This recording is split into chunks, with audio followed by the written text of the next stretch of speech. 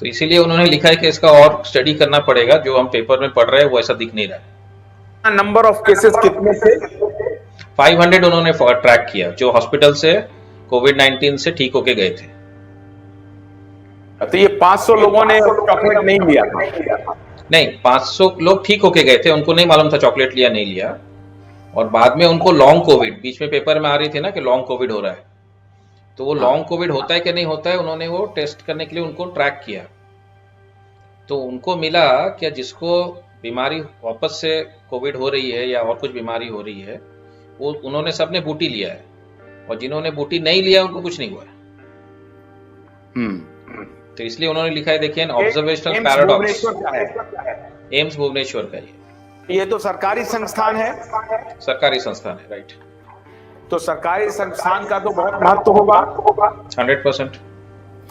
तो मेरे आरएमएल के जो भाई डॉक्टर हैं उनको मैं ये भेज दूंगा, और मैं आज कोशिश करूंगा कि उनको ये भेजूं। अब पता नहीं वो अगर निडर होंगे, नहीं डरेंगे, तब तो ये बात समझेंगे, जानेंगे, और अगर वो डरपोक होंगे तो मैं क्या कर सकता हूं। लेकिन सत्य के साथ उनको खड़ा होना चाहिए, असत्य के साथ नहीं खड़ा होना चाहिए। हाँ, उसके बाद आपने एक कोट किया अभी, एक तो Florida Indian Institute of Medical Sciences Bhubaneswar का। उसके बाद देखिए फ्लोरिडा में, ये क्या है? फ्लोरिडा में वहां पर जो स्टेट के सर्जन जनरल है डॉक्टर जोसेफ, उन्होंने पूरे पब्लिक को वार्निंग दे दिया है, मेल्स 18 to 39 जिन्होंने भी ये बूटी लिया है उनका risk of cardiac arrest related बढ़ गया है। तो उन्होंने पूरे जनरल पब्लिक को वार्निंग दे दिया है।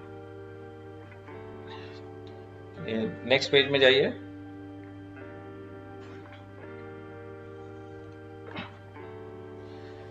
देखिए यहाँ पर 14 नंबर जो पॉइंट है ना, ये काफी अच्छा है। ये करीब इजराइल में 8 लाख लोगों को ट्रैक किया गया है। सो हॉस्पिटल में 8 लाख लोगों को जिनको कोविड या हॉस्पिटल में आए थे उन लोग, सब लोग। अब ये सब ध्यान दीजिए कि इसमें पूरे के पूरे 8 लाख लोग ने बूटी नहीं लिया।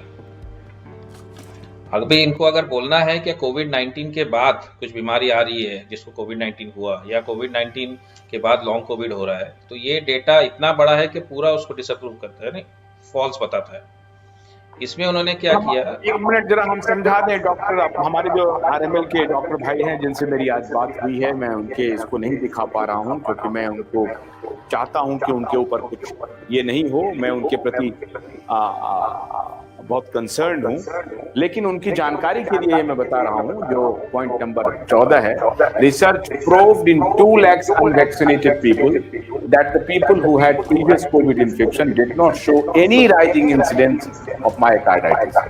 In incidence of myocarditis and pericarditis in post-COVID-19 unvaccinated patients, a large population-based study, a research conducted in Israel में किया गया, और 8 लाख अनवैक्सीनेटेड। तो बहुत बड़ा आंकड़ा है, बहुत बड़ा study. 8 lakh, 2 lakhs were recovering from COVID-19 infection and balance 6 lakhs had no COVID infection। अच्छा, जिसमें से 6 लाख लोगों को तो फिर दोबारा इन्फेक्शन ही नहीं हुआ। लाख जो है वो रिकवर कर रहे हैं और फिर कभी इन्फेक्शन नहीं हुआ। 6 लाख लोग ऐसे हैं जिनको इन्फेक्शन ही नहीं हुआ।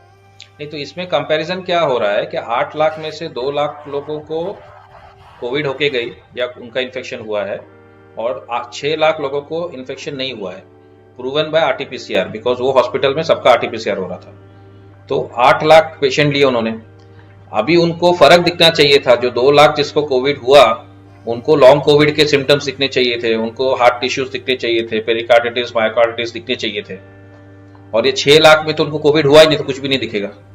लेकिन ये टेस्ट में मिला कि ये जो 2 लाख लोग जिनको बूटी नहीं लगी थी बट कोविड होके गया, उनको कुछ भी नहीं दिखा मायोकार्डिटिस, पेरिकार्डिटिस का।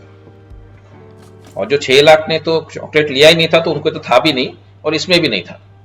यानी दोनों 2 और 6 लाख में कोई फर्क ही नहीं मिला। तो ये कंक्लूसिवली प्रूव करता है ये डेटा, क्या आपको अगर कोविड इन्फेक्शन हुआ है तो उससे आपका जो मायोकार्डिटिस, पेरिकार्डिटिस का कोई रिस्क नहीं।